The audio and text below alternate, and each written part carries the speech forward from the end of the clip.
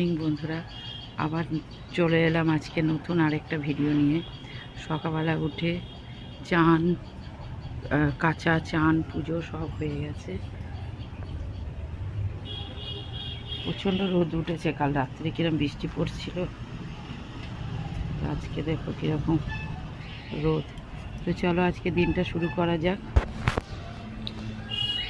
ভাত হচ্ছে, আর এখানে শাক কেটে নিয়েছি, লাল শাক। কড়াটা এখনও জ্বালা হয়নি। আর এখানে ডিম সিদ্ধ করা হয়ে গেছে। ডিমের জন্য দেখো এখানে আলু কেটে রেখেছি। আর এর যে মশলা, পেঁয়াজ, আদা, রসুন, সেগুলো এখনও হয়নি। তো এই শাকের জন্য এই উচ্ছে দিয়ে, আলু দিয়ে, বেগুন দিয়ে এই শাকটা একটু তরকারি বানাবো। তো চলো বানাতে থাকি। তো ওইখানে তেল দিয়ে দিয়েছি কড়াতে। এবার কিছু পাঁচফোড়ন দিয়ে দেবো।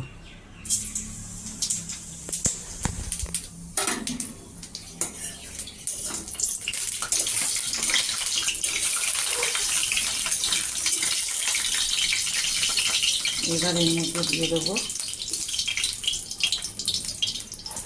আমি কিন্তু এই রান্নাটা শেখাচ্ছি না কাউকে, আমি করছি সেটাই তোমাদের সাথে শেয়ার করছি। এটা দিয়ে দিলাম উচ্ছে, আর একসাথে তার সাথে দিয়ে দিলাম পেঁয়াজ। এটা আমি করছি সেই জন্যই দেখাচ্ছি, আমি করছি রান্নাটা সেইটাই দেখাচ্ছি, আমি কাউকে শেখাচ্ছি না, এটা শেখানোর কিছু ব্যাপার নেই।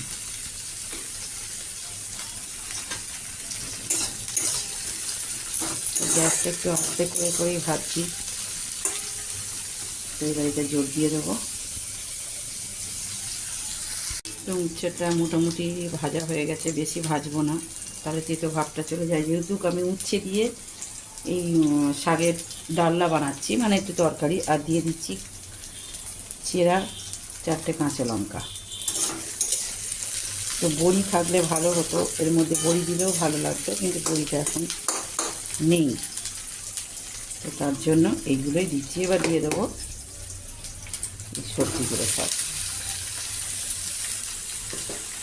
ভালো করে এগুলো ভাজি, তারপরে লাস্টে শাক দেবো।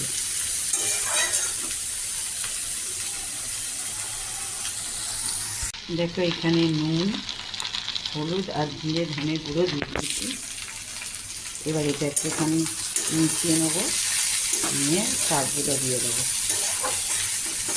তো শাকের থেকে জলও বেরোয়, আর সঙ্গে সঙ্গে ধোয়া হয়েছে, ধুয়ে আর অল্প জল ঝরানো হয়েছে, নাহলে শাকটা দিয়ে জল প্রচুর বেরোবে, যার জন্য